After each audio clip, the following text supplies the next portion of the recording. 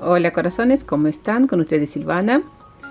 Para tejer este punto en circular, montamos la cantidad de puntos múltiplo de 2 más un punto para unir el círculo.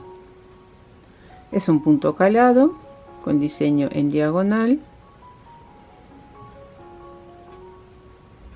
Hermoso de los dos lados.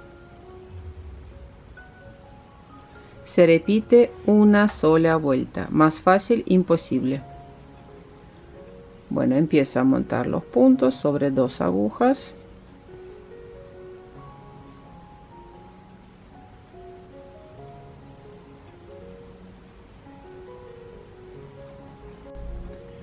Tengo montado 59 puntos. Vamos a unir el círculo. Acomodamos bien todos los puntos para que no esté cruzado. Ahí. Pasamos este primer punto sin tejer y este punto de la aguja derecha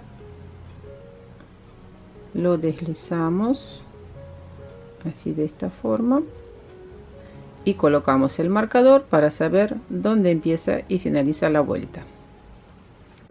Hay una vuelta de inicio, la tejemos una sola vez con todos los puntos al derecho.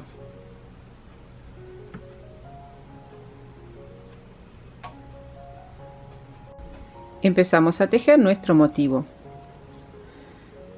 Tejimos una vuelta de inicio, después de marcador, lazada, dos puntos juntos al derecho, tomamos los puntos por detrás y repito, lazada, dos puntos juntos al derecho. Así tejemos hasta finalizar la vuelta. Lazada, dos puntos juntos al derecho. Lazada,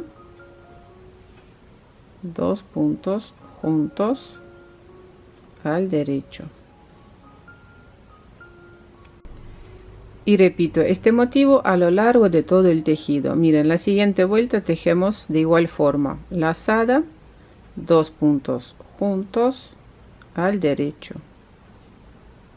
Lazada, dos puntos juntos al derecho.